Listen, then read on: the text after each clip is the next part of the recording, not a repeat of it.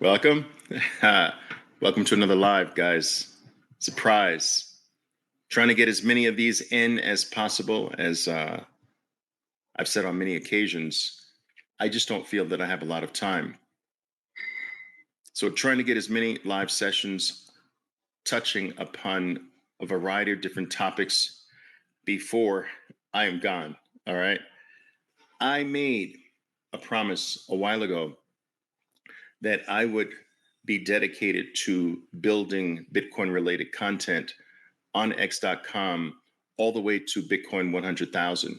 I started in the last quarter of the 2022 bear market. I thought that was a perfect time to start building the content, pounding the table on this rarest of all assets and why your window of opportunity is closing. My message has always been the same, right? It's always been the same. All right. Get as much Bitcoin as you humanly possibly can. It is best to institute a DCA, a weekly DCA program. The goal is to have more Bitcoin every single week of your life. All right. It is also best to institute a smash buy on sharp moves to the downside in lieu of, in addition to your dollar cost averaging. I've always promoted self-custody, all right? No other bullshit. Self-custody. Take possession of your own keys. Possession is 9/10 of the law. No trading of Bitcoin under any circumstances, and freaking patience and some loyalty. That has been my only message, all right? I've never tried to sell you anything. I don't need your money. I don't want your money. All I've encouraged is that you look, and if you look deep enough at Bitcoin, if you look at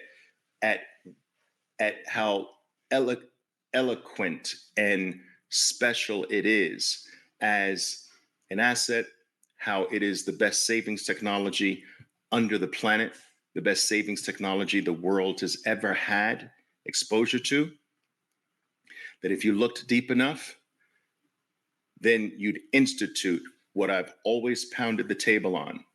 All right. Get as much as you can. Get as much Bitcoin as you can now. Your window of opportunity is closing. What's the next thing? How do you do that? You institute a weekly DCA plan, meaning make sure that every single week of your life, you have more Bitcoin this week than last week. Be price indiscriminate. It doesn't matter what the price is. Price indiscriminate doesn't matter what the price is. Every single week, no matter what the price is, make sure you are richer in BTC terms, because being richer in US dollar terms doesn't cut it anymore.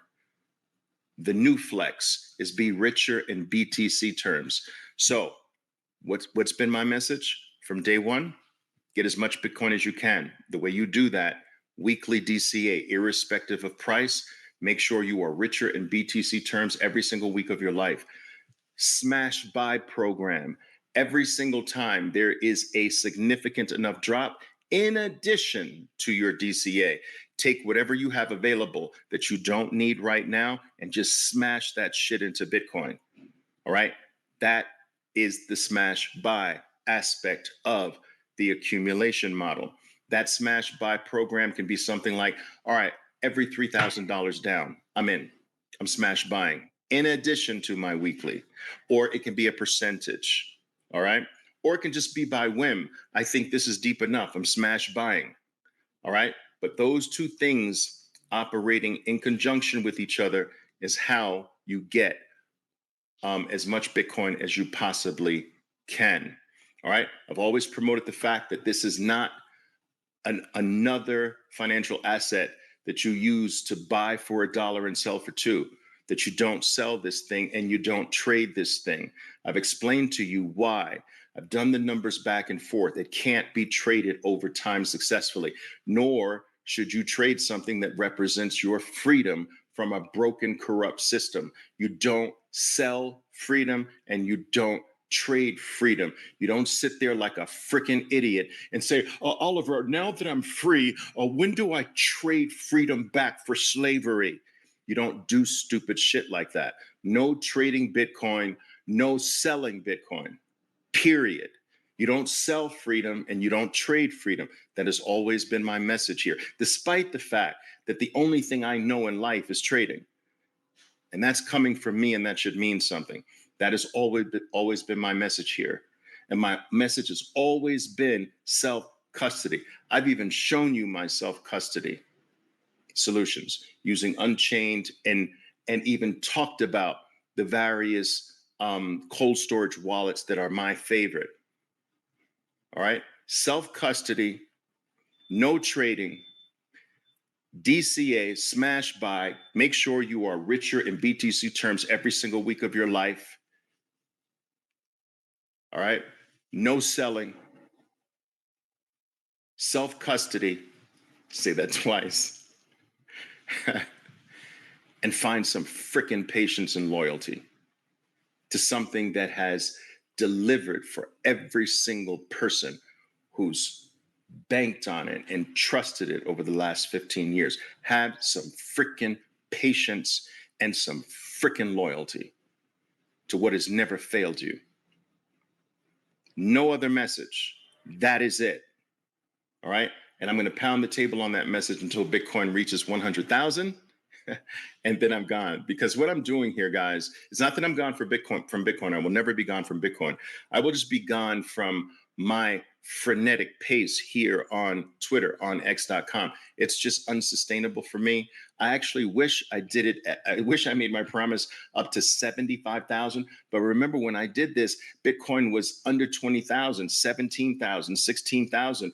When I made that promise, I say, okay, I'm doing this up to 100. And at that particular time, I showed you accumulating Bitcoin at clips of 17 and 20 and 25 BTC at a time. I showed you me doing what I actually encouraged you to do at that particular time. All right. And so anyone obviously here who remembers that time can certainly attest to that. All right. So I'm here with you until 100,000 Bitcoin. Then I'm gone. I can't do this. It's not sustainable for me. I travel a great deal. My travel schedule is about to pick up. And plus, I'm a little tired of you bozos. I gotta be honest. I'm a little tired of you bozos. I am. The same questions, but Oliver, I'm scared. What about this, Oliver? What about that, Oliver? And it's the same shit over and over again. Nobody wants to go back. Nobody wants to look at prior posts. They want you to give them the answer every single time. It doesn't matter how many times you have said it before. Nobody wants to do any research. Nobody wants to do a Google search. Nobody wants to use AI. Nobody wants to go back a few days or a few weeks to find out what this dude has said. What is this? Nobody wants to do that. All right. That's freaking tiring.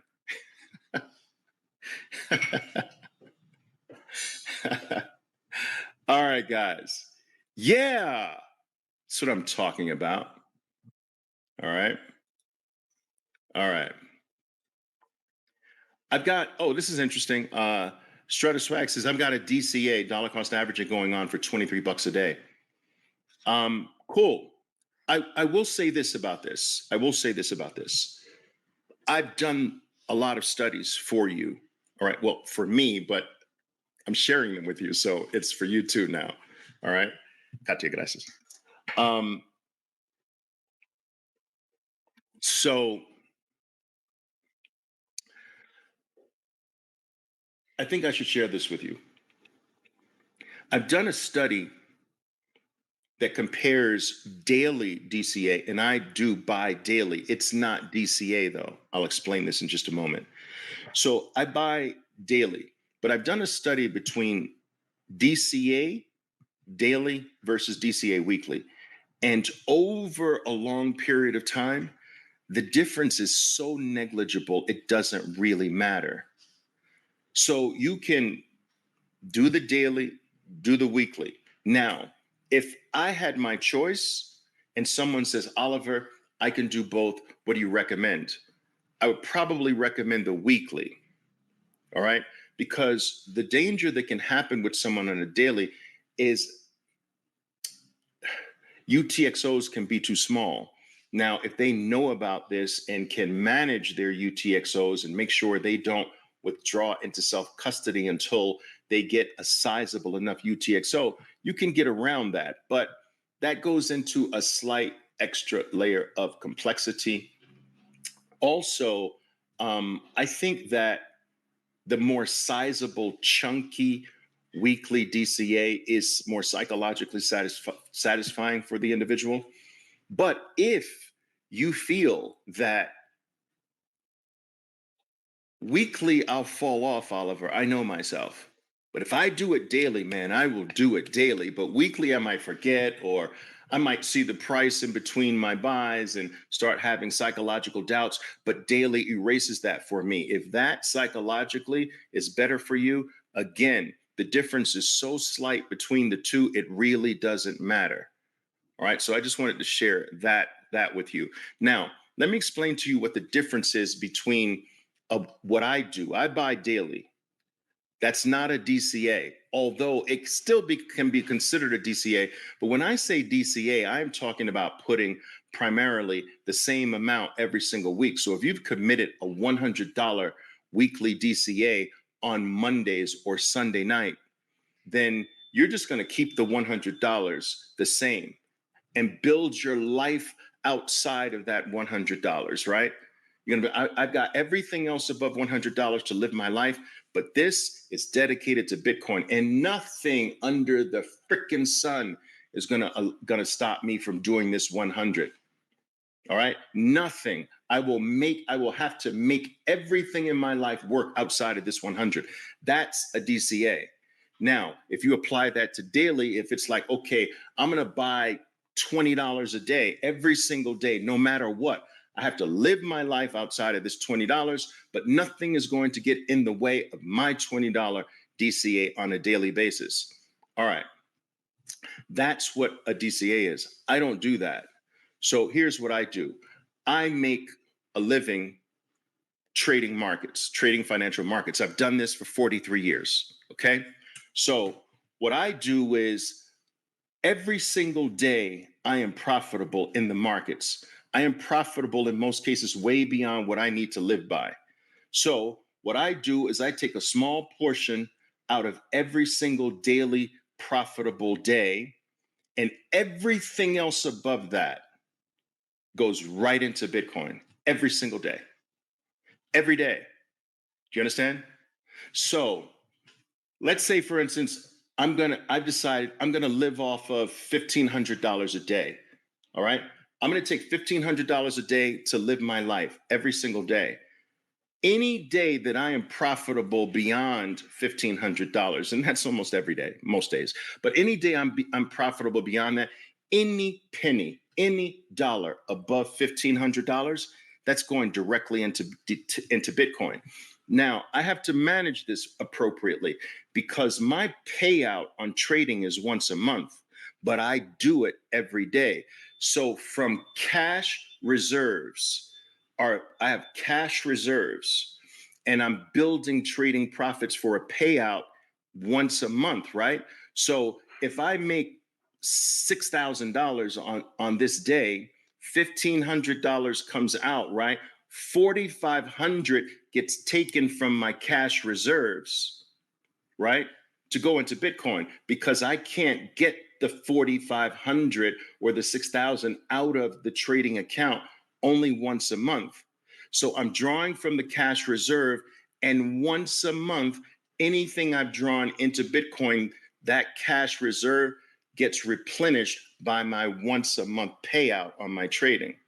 All right. So that's basically how I do it on a daily basis. So why is this not considered DCA? Because it's a random amount.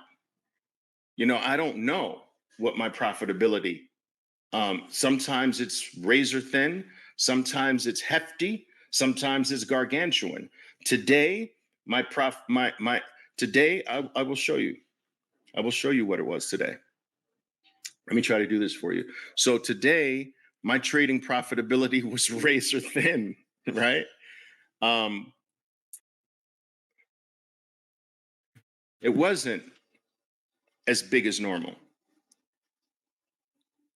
Let me see if I can get this up for you.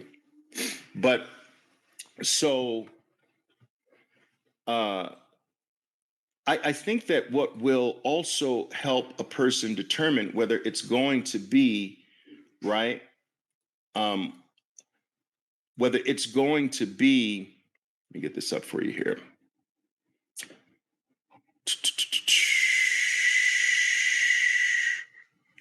Daily or weekly depends on the frequency with which you receive your dirty fiat. All right. So if you receive your dirty fiat weekly, then weekly is better than daily. If you are like me and you have a constant daily flow of dirty fiat, then you can use daily. You know, I think that that has a big bearing as well on whether or not. Let me see if I can get this up for you here, guys.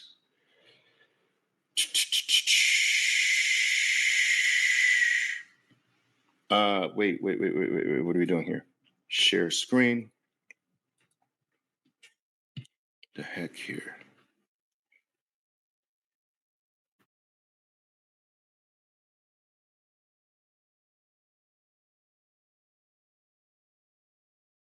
It's not letting me do it. Why is it not letting me do this? Oh, there it is. So let me see if I can do this. I don't know if this is going to work. Let's see. So anyway, I don't know if you can see my screen. This is my trading platform. I don't know if you can see down here, lower right-hand corner. It's lower right-hand corner for me. $2,100. I traded Meta this morning. All right, one trade, in and out, 7 minutes, out, done, finished. $2,100 is finished. But and I don't know if that's visible for you. Let me. Guys, were you able to see that? Was that visible? Because I can't see it. Was that visible? Let me know if that was visible. I'll look at your comments in just a second here. We see it? Okay, cool. All right, so anyway, that is what I mean. But there's also a lot of talk regarding lump sum into Bitcoin, right? Lump sum. So I get a lot of questions regarding this. Oliver, I've got a lump sum. How should I deploy this? Now, studies have proven that lump sum is over time better than trying to take your lump sum and easing it in the market. So imagine trying to take a lump sum when Bitcoin was at 38 after the ETFs were approved, dropped to 38, and you're trying to ease a lump sum in. You're chasing this from 38 to 70. Do you understand? Plus. So over time, the studies have proven that if you have a lump sum, just dump it in. You're not going to sell it. You're not going to trade it. You're looking out to these dates, 2025, 2029, 2033. Those are the dates, guys. Those are the dates. Or you can pick the halving dates, right? Anything in between doesn't matter. So who cares if it goes down from where you bought it, goes up? By 2025, 2029, 2033, nobody's going to care. You're not even going to care, right? So lump sum in, and then from there, DCA. So that's always been my recommendation. You got a stash, you got, I don't know, tax refund, lump sum that shit in, and then continue your DCA. Don't be trying to time the market. Oh, wait a minute, I'm going to put a little bit in here, and then I'm going to wait and put a little bit in there. That doesn't work statistically over time. You might get lucky this time. But over time, studies show that lump sum will be better when you have a sum to put in. And then with your daily or weekly or bi-weekly fiat gains, you DCA based on that. Someone who's paid twice a week, make your DCA twice a week on payday or whatever. If you're weekly, make your DCA weekly. If you're like me and you have cash constantly coming in every day, make it daily. All right? And any amounts that you have that you don't need needs to go into freedom, people. Freedom, Bitcoin. And I will say this last thing, guys. I know I'm on a rant here, but I think it's important for me to get these things out before I'm out of here. But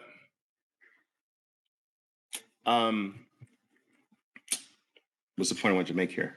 Shoot. Yes, you can have too much. Oh, yes. I say get as much Bitcoin as humanly possible, but it is possible for some to just have too much. And I find that the people who are most susceptible to having too much at the current time are the big lump summers. So the ones that have put a big chunk on the line at one price at one specific point in time. And what's the scenario under which you have too much? You can't sleep. You're looking at the frickin' price every 2 seconds of your life. Your family has lost you to Bitcoin's USD dollar price. That's not being lost to Bitcoin. That's being lost to the US dollar's opinion of Bitcoin. Is very different. You're not being loyal to Bitcoin by checking the price every few seconds. You're being loyal to the US dollar. Don't get it twisted. Do not get it twisted. That's being a fiat driven individual. And you are always on the edge of so much fear that you're thinking about selling and trying to time it to get back in lower. You have too much. Because the size that you have is influencing you to be a freaking idiot, to be a novice, to be scared. All right? When declines should be gifts, declines should be interpreted as Bitcoin's benevolence, as the freedom train that left you in the station with your freaking bags on the podium. The train comes back and says, I came back for you. Stutter swag, I came back for you, man. You got your bags and shit. All right. That's the way pullbacks should be regarded. But if pullbacks have you freaking losing your mind and you feel like you need to call, you need counseling, and you're DMing me, Oliver, is there a psychic hotline and shit that I can call? You have too much. Sell down to the sleeping point. Sell down to the point where a drop means nothing to me, and DCA your ass into Bitcoin from that point. If the size is going to make you a freaking idiot, then sell down to where you stop being a freaking idiot. And guess what? Contact me. You want to sell your Bitcoin? I swear to God to you, contact me. Just contact me. Contact me. I like this. I like what Michael says here. You guys see that? You see that? If caught up on fiat price, remind yourself that you need to continue providing value to others. This is very, very true. Put this line up. It's very, very true. When people tell me that, Oliver, I just don't have anything to put into Bitcoin, you have a value problem. That's a value problem. But how can that be? There is you have not found a way to contribute to your fellow man, to society, to your community at large in any way. And in reality, you don't deserve to be sucking up resources from someone else who's providing value to the world. Find something valuable to another human being to frickin' do. I never buy this. I never buy this notion. Oliver, I'm poor. I don't have anything to put into Bitcoin. Bullshit. You're either freaking lazy or you're just dumb. Go clean somebody's freaking garage out for them. It's the wintertime. Snow someone's front, shovel someone's driveway. Take someone to the freaking airport instead of Uber and give them a discounted price. Like, dude, find something of value to do for somebody. Because if you know the, I'm not talking about dire poverty, because dire poverty is not here listening to me. You understand? I'm not talking about that. I'm talking about you. If you've got an income problem, you have a value problem. Find somewhere to put value. Bitcoin doesn't create value in that way for you. You understand? Stop looking to Bitcoin to create you into something. You have to become something, and you give that something over to Bitcoin. Bitcoin is not going to make you something.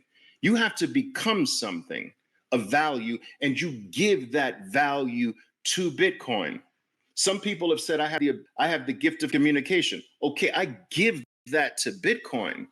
I provide that skill, that ability, and I hand that to Bitcoin. Do you understand? But I'm not saying, Bitcoin, give me communication skills so that I can provide some value to people. All right, raise the bar, bro. Raise your level of value. Study something. Get good at something and give that to fellow men. In reality, the way the Abraham, right, survival of the fittest, we still, in a way, live in that survival of the fittest world. And anything that tries to smooth out the seeming violence of this universal law of survival of the fittest, it's wrong. It's unnatural. And what do I mean by that? Survival of the fittest is you don't deserve to live unless you contribute to the clan, buddy. You gotta be a cut above everybody else to survive. Otherwise, we're leaving your ass behind for the wild animals to eat because you're slowing the whole group down, bro. You understand? Survival of the fittest, bro. You gotta be good at something. You have to deliver something of value to the clan, or we're leaving your ass. You're not surviving with us. You understand? And that is a universal law. Everybody has something they can be good at. Everybody. You got to find that. That's one of your main purposes on life. What is it that I can do better than 95% of the people on planet Earth? Find that. That's your whole goal in life. And then give that. Give that to people. Give that to the world. Give that to your community at large. And then give that shit to Bitcoin. And Bitcoin will multiply that. But if you come to Bitcoin with just make me rich, bro, that doesn't work. Make me rich, bro.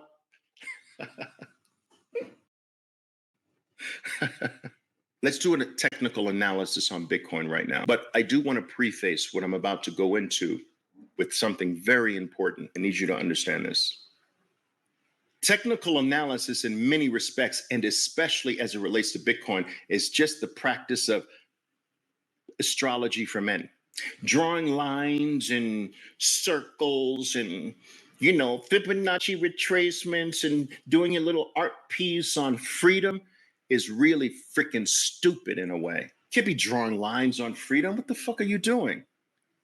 Oh, well, I am going to I think that the retracement to this level should stop because of the. Dude, it's freedom. Doesn't matter what level it's on. It's still freedom. All right. So it's almost, I'm almost contradicting my thing here. With that being said, with all this being said, how do I say this without sounding like a freaking asshole? Basic technical knowledge from me, just a little different. And I hope that doesn't rub you the wrong way, but it is true. And maybe by the end of our talk, you'll understand. No, Oliver's right. It's a little different. But let's see. Got to keep it very basic and light just to give you a general guideline as to when you should step up shit, when you should step on the gas for Bitcoin. The technicals can give us some clues if you do it correctly. All right? I'll give you some background. I've been looking at the markets and trading based on the markets from a technical view from the time charts came into existence. When I started trading, there was zero charts. Do you understand? There was no real-time charting in front of your computer while you were playing the financial markets. There were numbers. There's a ticker tape going by, order flow, time and sales. There was zero charting. I have been charting markets from the time they came into existence. I'll tell you one thing. I consulted on one of the first direct access execution charting platforms. I was a consultant, and to help build it, I put 6,000 traders on the very first one that sold in the United States for $498 million. We sold the shit to Charles Schwab. $498 million. You go look it up. It was called CyberTrader. I worked on CyberTrader. I put traders on CyberTrader. I consulted. I told them what to build into the platform. And Charles Schwab bought it for $498 million. That's right. So I tell you that not to brag about anything. I tell you that to give you my pedigree as far as looking at the markets via charts. All right. So take that for whatever it's worth. Okay. I am going to bring up. There we go. Okay. What you are looking at is a weekly chart of BTC, and this is the time frame that I recommend the most. All right. There's several others, but this is the one that I recommend the most that you monitor. The weekly chart, which this obviously means that every bar represents one full week of trading. Now, take a look at this, guys. You know how ridiculous this is. All right. And maybe I should just do this. I don't need this. There. Now, look at what everybody's freaking out about. Look on the far right-hand side of the chart and look at what everybody's freaking out about. There's a little baby. Look at the little baby. Look at the little baby, the little baby, the little baby. It's a little baby red. That's what everybody's freaking out about.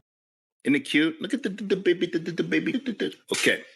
Anyway, so what you also have, so every bar represents one full week of trading, right? And also what you have is, sorry about this, guys. Let me just do this. It's a little dark in here. What you also have is you have two moving averages. I've done a lot of work this dual moving average combination here, 20-period moving average and 40-period moving average. They're simple in nature. I've never found any evidence over 4 decades of doing this. I've never found any evidence that the sexier varieties of moving averages are any more superior than the basic simple ones. I use simple moving averages. 20-period moving average, that's the blue one. And I use the 40-period moving average for this purpose. Okay, this purpose. Okay, so let's go back into it. Now, what you'll find is that the strongest periods for Bitcoin are when these two moving averages are almost like railroad tracks. So look at the two times that Bitcoin is sort of close to railroad tracks, meaning that there's a consistent space between the two, and they're not quite parallel, but they're close to parallel. So if you look at the left-hand side of the chart, during the move down into the end of 2022, you see that parallel like moving average combination, right? Okay. That's smooth railroad tracks to the downside. Now, if you go to the far right-hand side of the chart, you'll see that we're getting this parallel, more parallel like dual trending flow in these two moving averages. So these two moving averages can sort of help you understand, am I in the meat of the trend? And I would say that we are entering, it's the beginning of the meat of the trend. And if you look at the left as an example, you had the meat of the trend to the downside. All right. April, May, June, July, August, September. You follow what I'm saying. Okay. So identifying the meat of the trend is this way: railroad tracks 20 and 40 or close to it, smooth, 45-degree angle up or 45-degree angle down, relatively even space in between. It doesn't have to be perfect. Okay. That's the first thing. The second thing I want to point your attention to is that there is a unique space between these two things. So there are times when you can get pulled to the moving averages or in between these two moving averages. And if you are in a trending market, those can be really solid, nice, aggressive accumulation periods. So you've got them both rising, but they fall back in between. So if Bitcoin were to fall back in between 41,000 and 46,000, that is the in-between really deep value zone from a technical perspective. Doesn't mean it's going to hold there, and there's no guarantees, but remember, these are just loose guidelines for when do we step on the gas. I would step on the gas big between the 20 and 40. Okay? This makes sense so far? I would step on the gas between the two risings. That would be deep value zone. The same way we got that in late 2023 in the 25, 26,000 area. We got in between the 20 and 40. That was deep value, deep accumulation zone. Tell me you understand this so far. Just a few of you. I just want to see a few comments here. I'll sip on my coffee.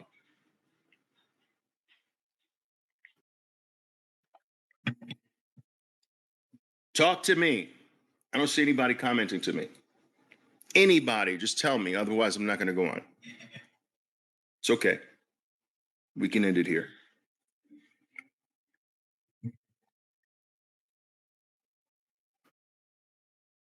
Let's see. Exacto. Good. I got one. Thank you. Thank you, Chip. One. There's like 1,300 people here in this. All right, cool. All right, Chip. Chip's got cut and paste here. That's what Chip's got cut and paste here. All right, cool. So we know that there's deep value when both are rising and you fall between the value. So there's some legitimate value. There's credence in knowing how to identify a deep value zone. So with this knowledge, a deep value zone is you're breaking to around 40,000 to 48,000. That's a deep value zone. Okay. Very important to be able to determine that. Now, I want you to notice on both the left and the right, I want you to notice each time that Bitcoin got a certain distance away from the two moving average zone. So if you look at the two moving averages as a zone, right? I want you to note when each time Bitcoin has gotten a certain distance away from the moving averages. So look at this. Okay? Each time.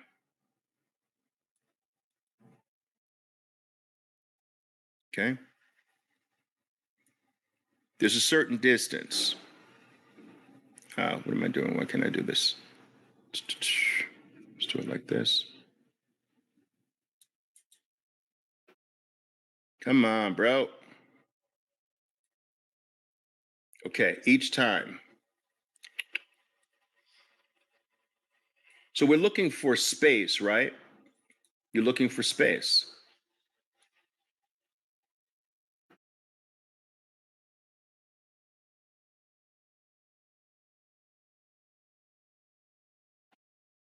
Now, what you can do, right? What you can do is you can take an average measurement of this space. What is more or less, what's the average percentage Bitcoin gets away from this zone and then pulls back, snaps a little bit closer back to the zone? Pick an average and get an average. And you can see that they're not the same, but they're not that far apart from each other either. And so a certain percentage that Bitcoin gets away from the zone, you know, you're probably very, very fairly priced, if not slightly more from a shorter term perspective. All right.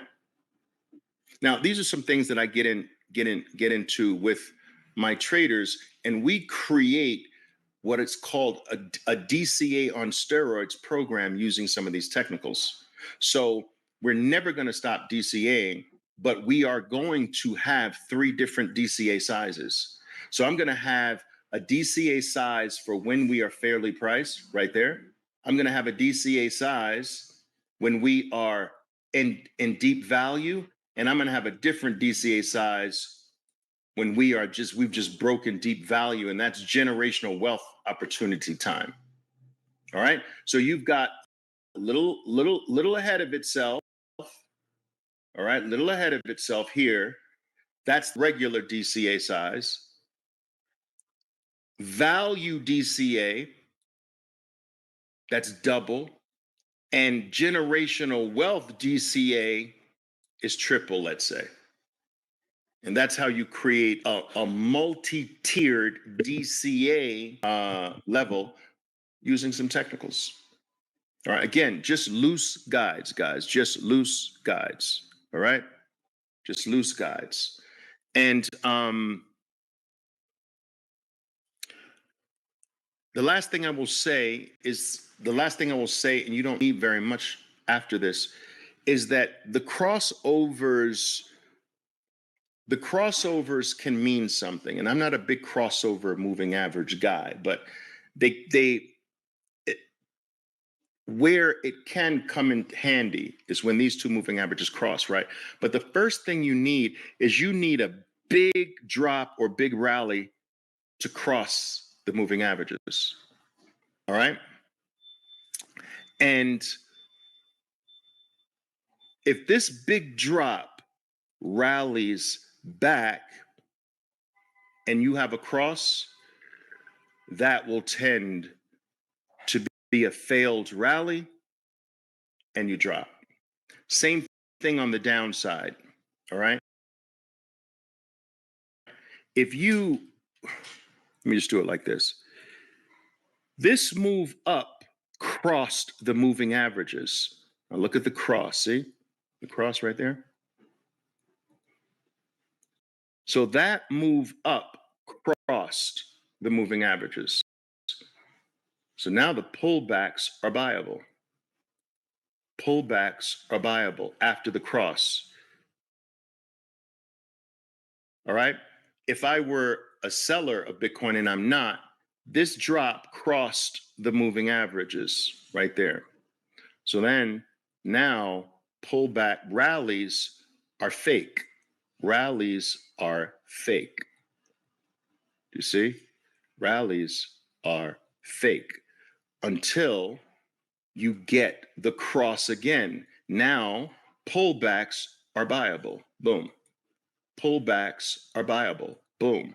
Sideways movements are the same as pullbacks. They're buyable. All right. And guys, that's the extent of it. Now, again, I am not a seller of Bitcoin ever. I don't use anything to say, this is where I should take profits. I don't take profits on freedom. I have never met,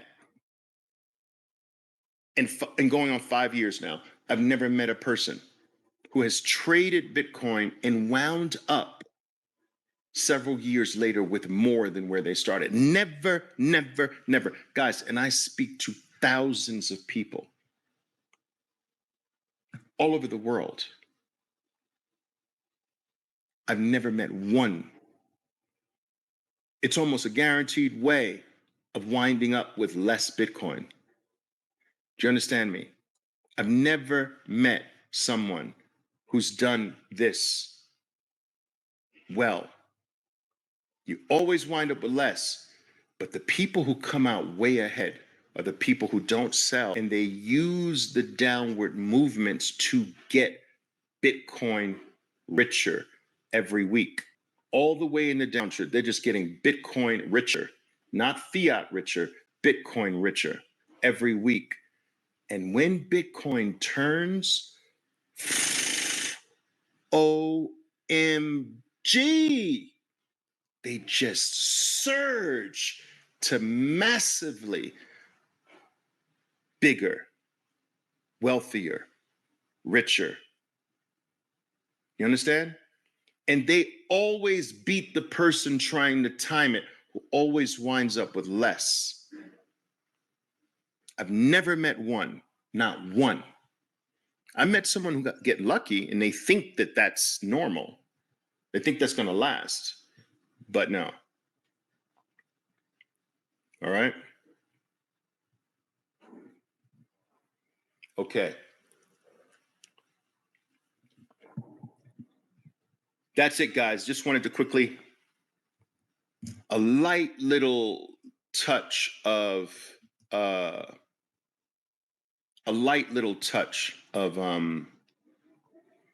just some broad, basic, simple technical things that can give you an idea of when you're maybe a little ahead of yourself, when Bitcoin's a little ahead of itself, what being able to identify a deep value zone, being able to determine when Bitcoin's rocking in that 45-degree angle, parallel train track like way, and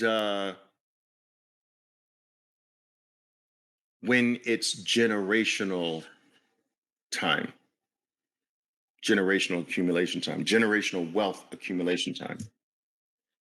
All right. Now, Ben Clayson, obviously very new to the space. Welcome. DCA stands for dollar cost averaging. It stands for taking a you can Google this, but taking a set dollar amount. What's my card doing here? A set dollar amount and a consistent periodic application of that amount. $100 a week, every single week on the same day. That's $100 DCA, $100 weekly DCA as an example. All right. What else, guys? Good stuff. I appreciate that. Thank you. Just broad, guys. You don't want to keep it too.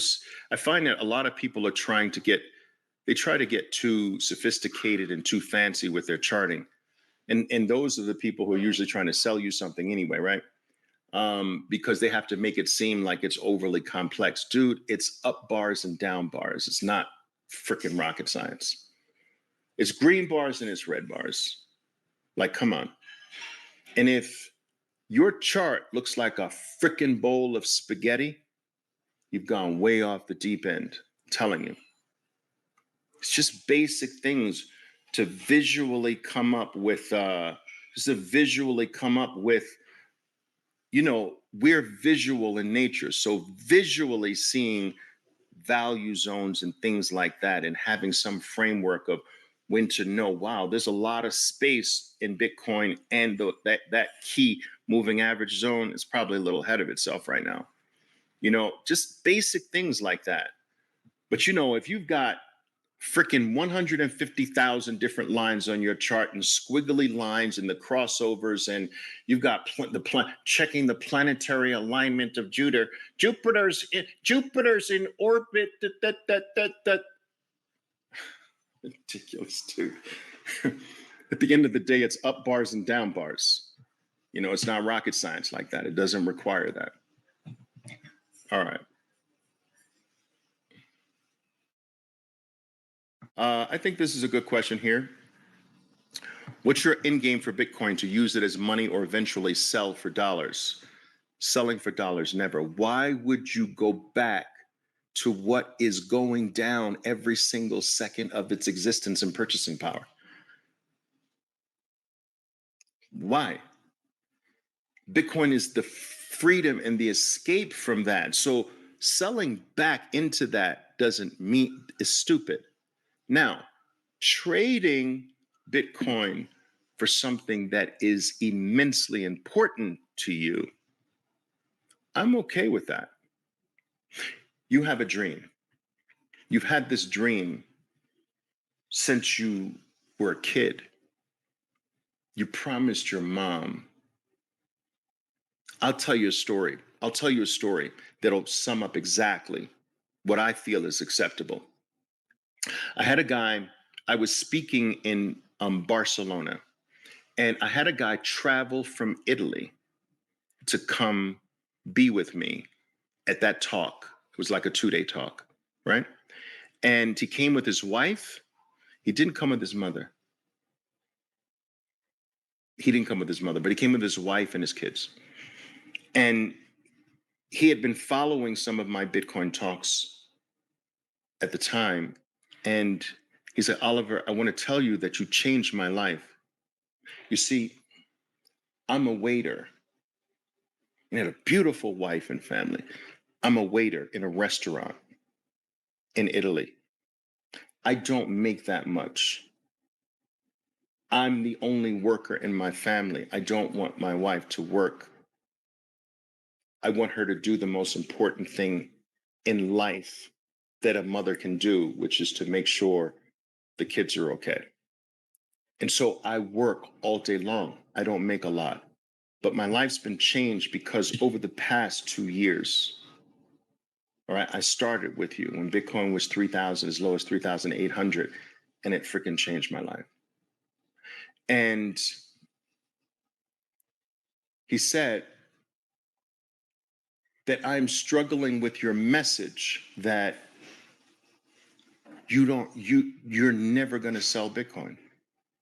And I'm struggling with this because my whole childhood throughout life, I promised my mom that she was ultimately not going to have to pay to live in someone else's house. My childhood dream is to pull my mother out of someone's house and to give her her own house. It will make her the happiest person in the world. And I'm struggling with this, Oliver. I want to do this dream, and I'm not going to do it as a waiter, but I have accomplished it. The ability to do that with Bitcoin because of you. Thank you. Is this wrong?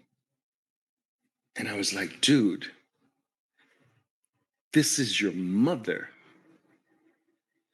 Nothing is more important than your mother. Bitcoin is the best savings technology the world has ever known, but your mother? Dude, take care of your mom. What kind of man are you if you don't do that? Take care of your mom, dude. Sell that shit.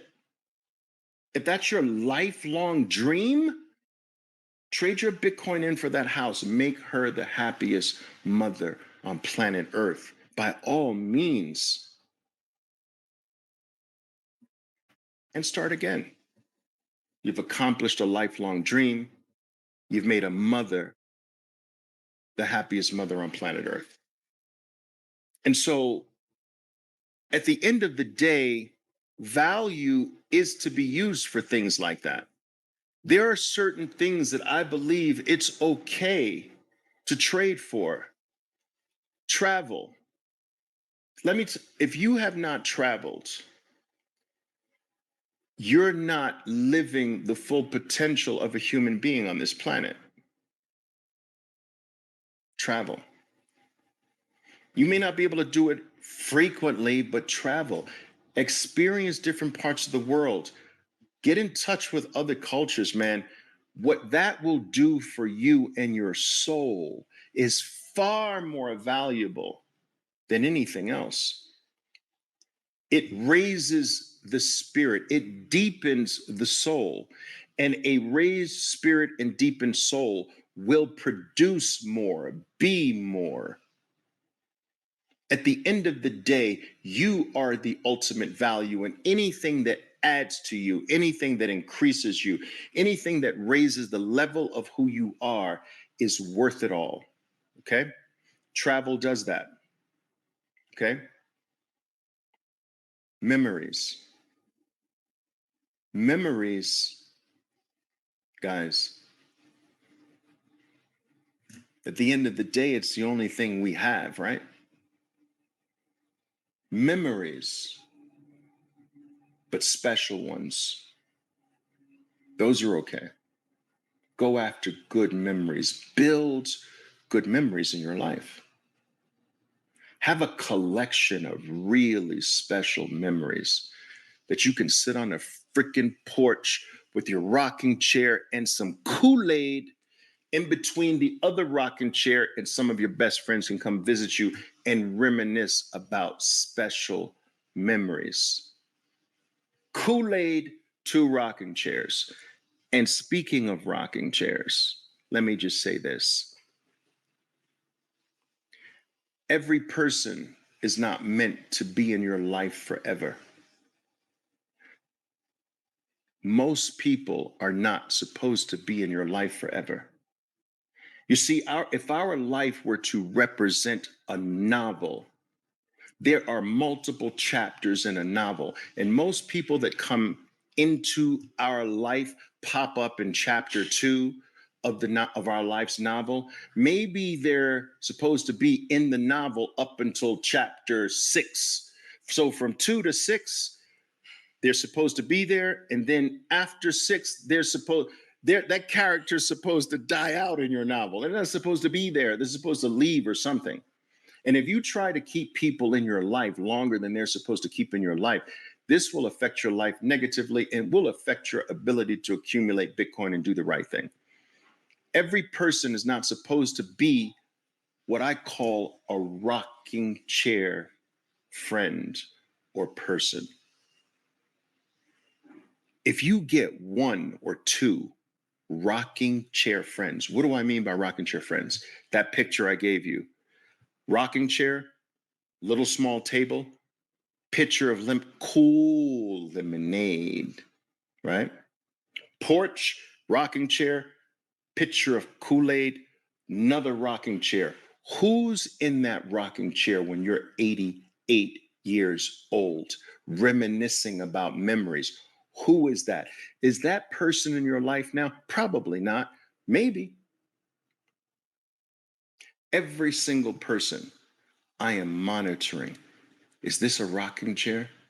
This person that came into my life, do they have rocking chair qualities or just chapter qualities?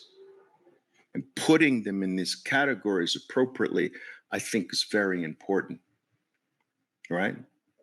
Can't live life like a dummy and think everybody's a rocking chair person because they're not. You understand? So anyway, my view is that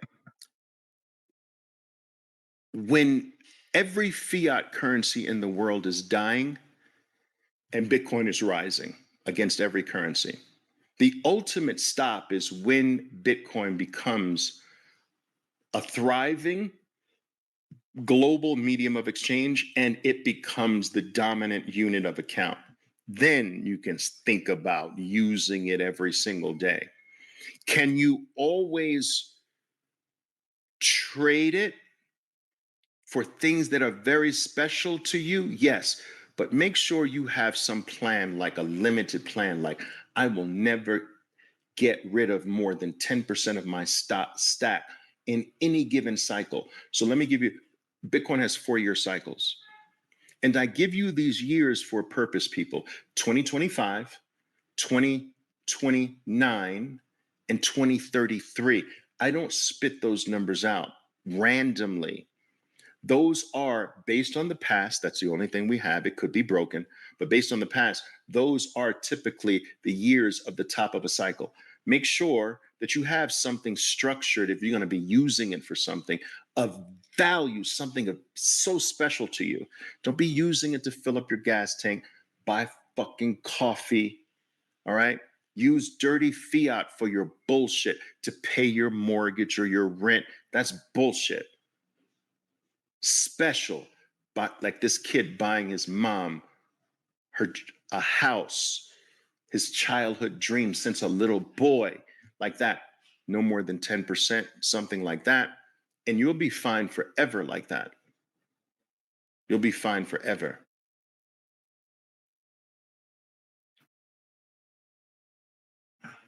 All right.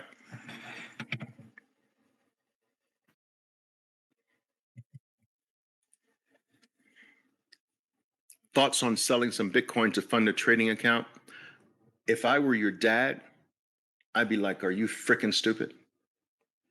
I know you're not stupid, but I would be really, I would be vehemently against that. And the reason is not because trading is a very, it's a very lofty pursuit. But let's face it, guys, trading has a 92% failure rate. And this failure rate is amongst the professionals. I'm talking about the failure rate in professional firms with access to capital and proper guidance. Let's call that, for lack of a better term, Wall Street. It's a 92% failure rate. With the best tools available, no limitation of capital, 92% failure rate. The numbers of people on planet Earth who will ever get this is so infinitesimally small. It's like an activity that most people should just resign to not being able to ever do. Now, I know this might sound strange coming from a trading professional, and yes, I do take people on, but that is not being hypocritical, because I let every single person know that the odds are against you, that you're probably going to fail, that it's a 92% failure rate at best and a 98% failure rate at worst. Now, do you think you have what it takes to be the 2 to 8% of the people on planet Earth to get this? And laying out like that, the person has to really think about it. I'm telling you, you're likely to fail, highly likely to fail. Now, there are still some benefits that come out of even failing. You will become a more disciplined individual. You will raise yourself to the point of view where you get to know who you are and know your frailties, know your faults. There's a value in that. But selling the most precious thing on earth to go into an endeavor that has that much of a high failure rate, I would say no. There are better ways. Doesn't mean give up on your dream. That's your dream. But I wouldn't sell Bitcoin for that. You understand?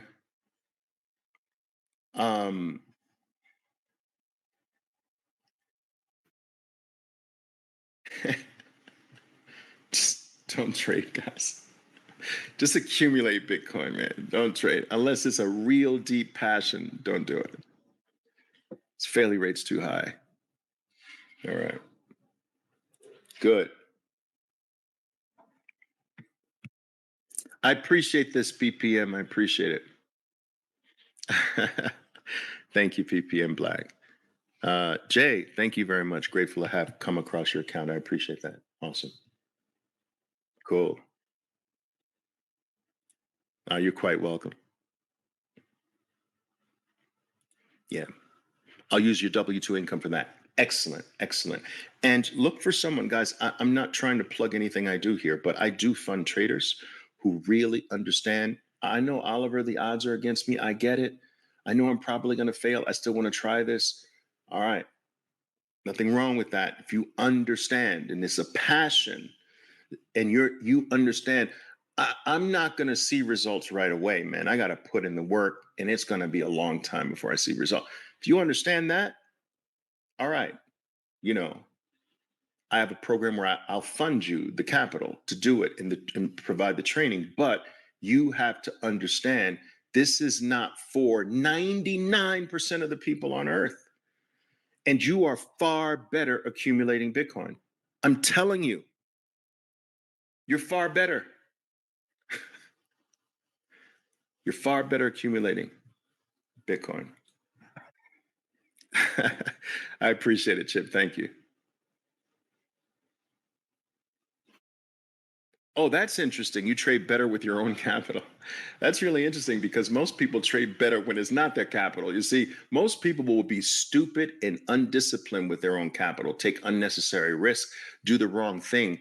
But what I find with my traders is that when they know I'm watching, they're really careful. And when am I watching the most? When it's my capital. And so they're like, I gotta be on point. Oliver's watching. So most people trade better when they're trading my capital. When they're trading their capital, they're idiots. You know, there's no check on that. All right. All right, guys, listen, just wanted to help you or to give you my view of how I kind of loosely use technical analysis. All right, guys, what's the message always? Let's end with that, okay? You are to, this is what you need to do. If you haven't done this or yet, focus on becoming Bitcoin richer every week of your life. I don't even care if it's by $5. These amounts will matter. Yes, even $5, even $10. Never sold will matter in your lifetime. Do you understand? So focus on having more Satoshis this week than last week, and do not stop that. I don't care what the price is. You can do that with two things: DCA every single week or daily, but at least every single week. Put something in every single week. Smash buy if you can. There's three things. Smash buy if you can. So Bitcoin drops by a decent amount. Boom. In addition to your weekly, take something that you don't need and won't need and smash buy that shit. All right. The third thing, if you suddenly get some money, some dirty fiat that just suddenly came up, I don't know, tax refund, whatever, and it's not normal. If you don't need it, anytime you get something you don't need, put it in Bitcoin. If you need it, don't. But it's like, this $30, I can do without this. Boom, in Bitcoin. And I want you to adopt this mindset. You're not buying Bitcoin, you're changing the weak into a strong. You understand? You're not buying it, you're changing it. It's like saying, all right, I'm going to change this dollar for 4 quarters. You didn't buy the 4 quarters, you changed flimsy paper for metal. Equal value. All right. So take this mindset. I haven't lost anything by taking $35 that I don't need right now, put it in Bitcoin. I didn't even purchase it. I just changed it. I changed it into the hardest money the world has ever seen. And if I hold on to it long enough, it will multiply my life. Even that $35 will multiply my life. Every 4 years, it will multiply my life. Now, think about every single time you put something into Bitcoin every week. That little piece that you put in will multiply your life. And think of each weekly DCA amount is like a little soldier that now has orders to take care of your life every 4 years for the rest of your life. And then you do it the next week and you created another Bitcoin soldier that gets orders. Okay, I have to protect this dude every 4 years of his life. And then the next week, another soldier. You building this army of Bitcoin soldiers that have one thing in mind. Every 4 years, we got to take care of him. Every 4 years, we got to increase his life. Every 4 years, we got to multiply his value. We got to make this dude richer, wealthier, freer, and more independent every 4 years of his life. And you just build your army. And at some point in the future, these weekly dominoes are just going to start falling. Boom, boom, boom. Every week, boom. More wealth, more freedom, more independence. Boom, boom. For the rest of your life. Build that shit for 4 years and watch it start cascading. Don't trade it. Don't sell it. Don't even think about selling right now. Got it? All right, guys. Let's do Chip's cut and paste here. All right, guys. I love you to death, man. I love you to death. All right, guys. I'll try to do these things regularly all the way to 100. I told you. I'm off Twitter, not permanently. I'm not off Twitter, meaning you'll never see a post from me, but not like this. All right. All right, guys. Ciao for now.